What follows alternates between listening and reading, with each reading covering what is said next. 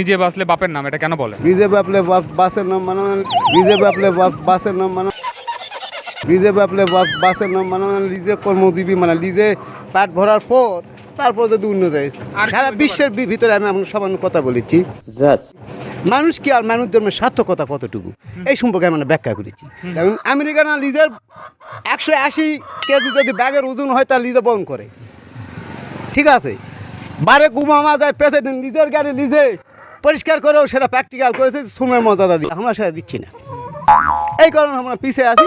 যতদূর সম্ভব আমাকে বাপে লিজে বাঁচলে যে বাপের নাম করছেন, যে এর কথাটা হলো যদি মানে খুনার বসনে আছে, যেমন কাঁচাই না লোয়ালে প্যাকলে করে ঠাস ঠাস একই সিস্টেম।